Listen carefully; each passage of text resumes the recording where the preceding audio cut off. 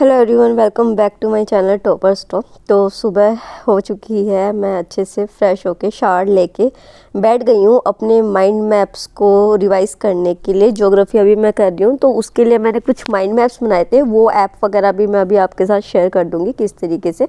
तो सुबह की शुरुआत जो है वो मैंने इस तरीके से करी है। थोड़ा सा मैं लेट हो गई हूँ बिकॉज जो है मैंने कल रात को हैवी खाया था, आप सभी ने देखा था। पहले देख लेते हैं कि मैं माइंड मैप्स कैसे बनाती हूँ, उसके बाद आगे शुरू करते हैं। So now I am showing you about the Wondershare EdrawMax. इसको आप किस तरीके से डाउनलोड कर सकते हैं। तो देखिए, ये जो डाउनलोड है ये बिल्कुल फ्री है और आपको डिस्क्रिप्शन में लिंक भी प्रोवाइडेड है। तो ईड्रो मैक्स को आप अपने विंडोज़ के लिए मैक ओएस लिनक्स ऑनलाइन जो है वो डाउनलोड कर सकते हैं। इसको 11 लैंग्वेजेस का सपोर्ट है। और ये आप सामने देखिए कि किस तरीके से मैंने ग्रेट इंडियन प्लेट्यू के ऊपर अपना माइंड मैप प्रिपेयर किया, जो मुझे रिवीजन में बहुत हेल्प आउट करने वाला है। और टैम्पलेट्स इनके इतने अच्छे हैं कि आप अपनी पसंद के टैम्पलेट से जो है वो ईजिली बना सकते हैं इसको। उसी के साथ जो है अगर टैम्पलेट्स की बात की जाए तो सिर्फ एक दो टैम्पलेट नहीं है, 10,000 प्लस यहाँ पे टैम्पलेट्स, और उसी के साथ 26,000 प्लस जो है वो आपको सिंबल्स यहाँ पे देखने को मिलेंगे। तो आप जिस तरीके से चाहे आप अपने माइंड मैप्स बना सकते हैं। बस ये आपको इंश्योर करना है कि आपकी स्टडीज़ अच्छी हो रही है, और वंडरशेयर आपको उसमें बहुत हेल्प करता है।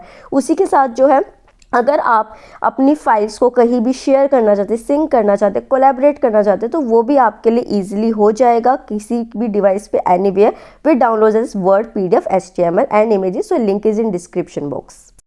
सो now I am ready to go to library. तो निकलते हैं जल्दी।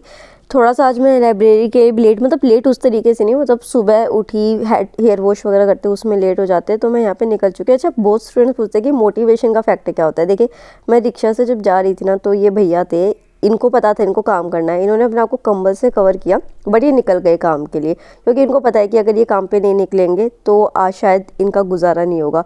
और उसी तरीके से ये बहुत सारे रिक्शा, जिनको पता है कि शायद इनको कोई नहीं लेगा, ई रिक्शा सब लेंगे, बट स्टिल इन्होंने अपनी होप नहीं छोड़ी है, इन्होंने अपना काम किया है। तो हमें बस अपना नज़रिया बदलना है, और मोटिवेशन हमारे सामने हर जगह मिलेगा आपको।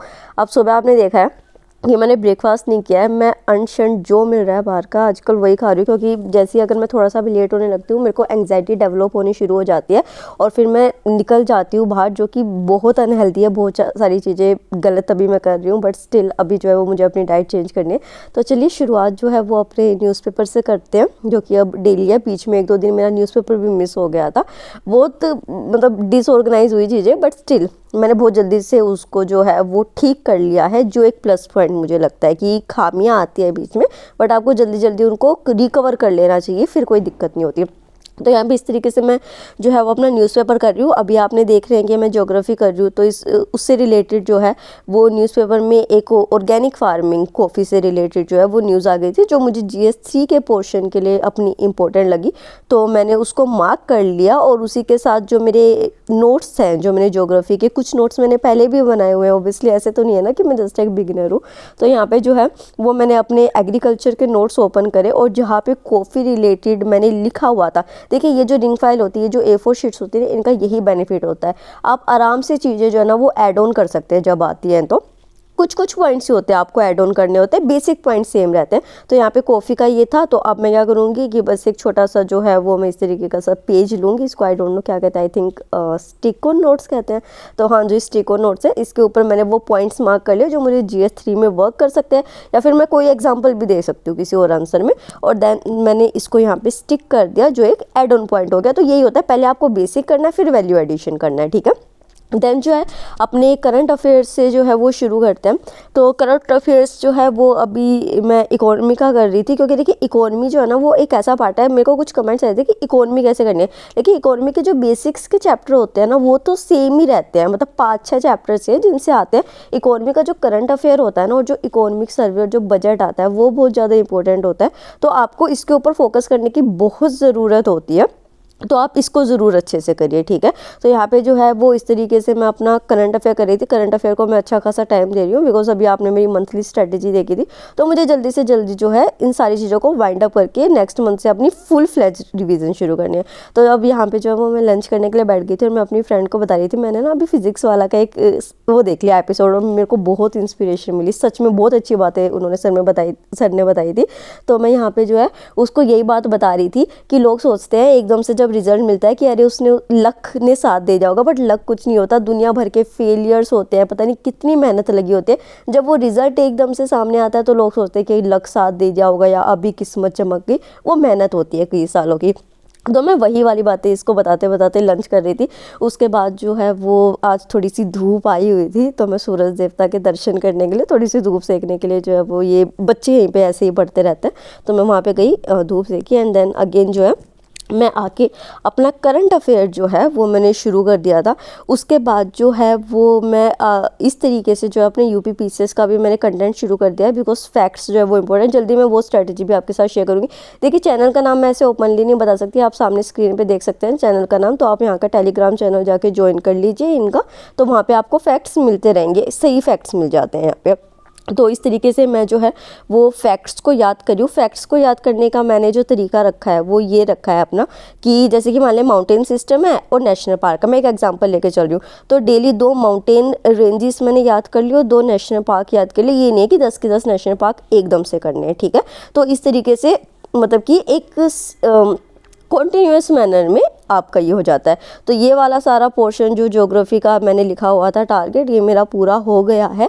तो आज जो है वो मैं फ्रेश चैप्टर्स जो मेरे बच्चे, बहुत थोड़े से चैप्टर जो होते हैं ना, मिसलेनियस वाली चीज़ें होती हैं, वो मेरी बची है। बट यूपीएससी के जो प्रीवियस ईयर क्वेश्चंस है उनके एनालिसिस के बाद उनको हम छोड़ नहीं सकते, वो ऐसे चैप्टर्स हैं, ठीक है। तो मतलब कि मेन उसमें भी नहीं आते, बट कहते हैं ना कि जो साइड लाइन्स जो चीज़ें होती है बट इंपॉर्टेंट होती है, जैसे कि रोड्स, हाईवेज वगैरह, ये जो इंफ्रास्ट्रक्चर मतलब ट्रेड एंड कॉमर्स वाला पार्ट, ट्रांसपोर्ट वाला काम आता है टॉपिक, उसमें जो है ये वाले टॉपिक इंपॉर्टेंट है।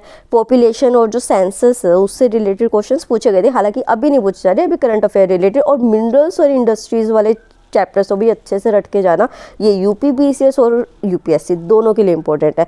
तो चलिए शुरू करते हैं। यहाँ पे जो आज हमारा इंग्रेडिएंट रहेंगी, जो बुक्स रहेंगी मेन हमारी सक्सेस के लिए, वो होंगी 9th क्लास की एनसीईआरटी, 10th क्लास की एनसीईआरटी, और उसी के साथ ये जो मैंने कंपाइल कर रखी है इस तरीके से 11th 12th, क्योंकि इसमें बहुत सारे चैप्टर्स हैं। लाइक पॉपुलेशन की टोटल 6 से 7 चैप्टर्स थे इन बुक्स को मिला के, ठीक है। तो अब जो है पहले प्रीवियस ईयर क्वेश्चन को रिवाइज कर लेते हैं। कौन सी बुक में यूज़ करती हूँ? दिशा पब्लिकेशन की बुक में यूज़ करती हूँ, मुझे ये अच्छी लगती है। मेन्स की भी मैं यही करती हूँ। तो पहले जो है वो मैं यहाँ पे टॉपिक्स है वो उनको सेग्रीगेट कर रही हूँ कि कौन से चैप्टर का कौन सा क्वेश्चन है, देन उसको एनालिसिस करूँगी उसका।